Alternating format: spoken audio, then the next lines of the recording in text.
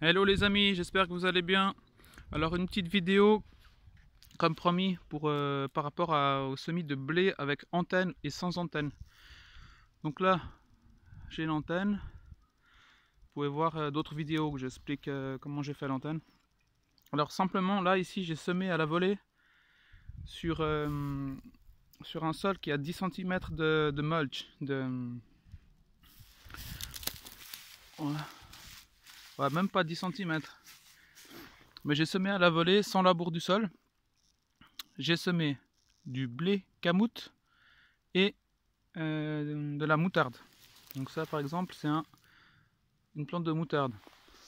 Donc les plantes de moutarde normalement elles devraient disparaître s'il y a des gels. Mais ça fait 2 jours qu'il gèle la nuit et elle est toujours là. Alors je sais pas si c'est grâce à l'antenne ou la position des plantes, je sais pas. Bref, en tout cas, je voulais vous montrer la différence. Par exemple là, sur ce plan là, on arrive à... Ouais. Wow, la plus grande, elle arrive en haut, disons 60 cm d'hauteur. C'est du blé camoute, donc 60 cm, et on voit bien que les plantes sont vraiment bien vertes. Alors j'ai fait un semis comme ça pour tester à la volée sans labour, mais c'est surtout pour drainer le sol, parce que c'est un sol très argileux. Donc comme les graminées font des racines assez importantes, bah, ça va permettre de drainer même quand je vais arroser cet été, parce que les terres argileuses ont tendance à... l'eau elle pénètre pas en fait. Donc s'il y a des racines un peu partout, ça aide à pas faire des flaques et l'eau s'infiltre beaucoup mieux. Je sais pas si je me suis bien exprimé, mais je pense que vous avez compris. Et les moutardes font une racine pivotante assez importante aussi, ce qui permet de décompacter le sol. Et si elle tient jusqu'au printemps, bah, je vais avoir plein de fleurs et de la moutarde un peu partout. Alors on dit que où il y a de la moutarde, il y a tout qui pousse. Hein. C'est une plante qui aide vraiment tous les autres végétaux à bien pousser. Ah, c'est quoi ça là-bas?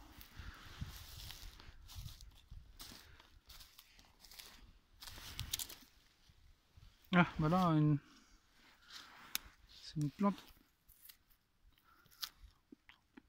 Ah ouais. Une plante de moutarde qui a vraiment bien poussé. Incroyable comparé aux autres. Voilà. Bon, maintenant on va aller voir où j'ai semé en même temps sur une autre parcelle.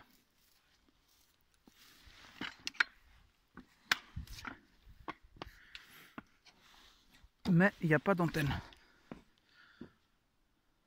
Alors voilà. Les blés avec antenne. Et là-bas, les deux parcelles allongées, c'est du blé sans antenne. Blé camoute aussi, mais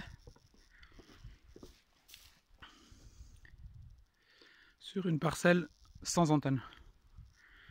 Donc là, ici, on est qu'à... non, on va le tourner. Hop. On est sur les 30 cm. Donc avec antenne, c'est le double, quoi. La double d'auteur. Alors là, j'ai fait des parcelles comme ça ici, mais je pense que je vais pas les garder.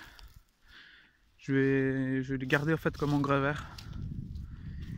Et je vais remettre de la paille dessus. Donc là j'ai une bonne botte de paille. Je vais l'ouvrir là et je vais la dérouler tout le long là. Et là. Alors là il a un peu mieux poussé quand même que ce que je viens de vous montrer. Mais on est toujours sur les 30 cm. Mais il a un peu mieux poussé. Peut-être c'est une meilleure zone, je sais pas. Ouais, on est sur le même... Ils sont un peu plus verts. Mais rien à voir avec où il y a l'antenne. C'est vraiment le double. Je sais pas si vous arrivez à vous rendre compte sur la vidéo. Et ici en live on voit bien la différence.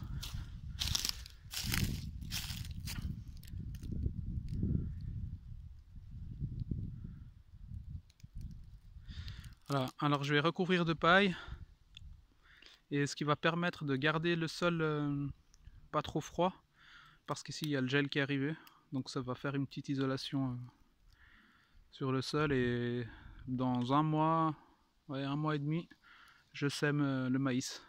Je vais faire 2 parcelles de maïs encore. Ici ça marche bien, le maïs et des haricots. Haricots et courges en même temps.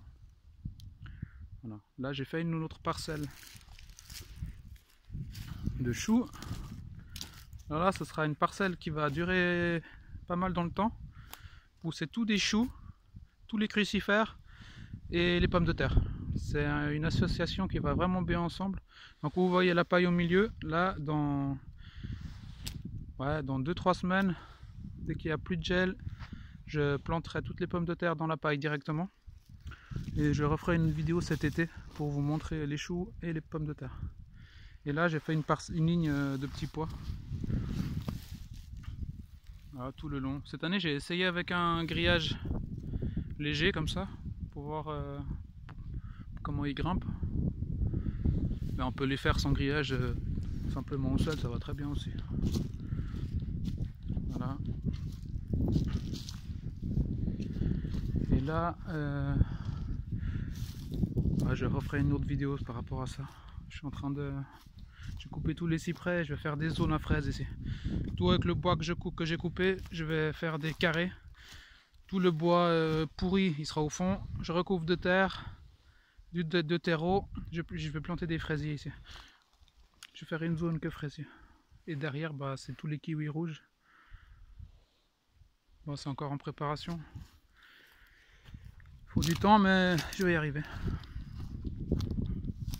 Qu'est-ce qu'il y a là? Alors, il faut savoir que ces oliviers, ils étaient mourants. Quand j'ai acheté ici, ces oliviers étaient en train de mourir. Et là, ils ont bien repris. Voilà. La plupart des gens les arrachent. Tous malades. Comme quoi, on peut les sauver si on s'en occupe un peu. Voilà les amis, j'espère que vous avez réussi à voir la différence. Je vais vous remontrer une dernière fois le blé avec antenne.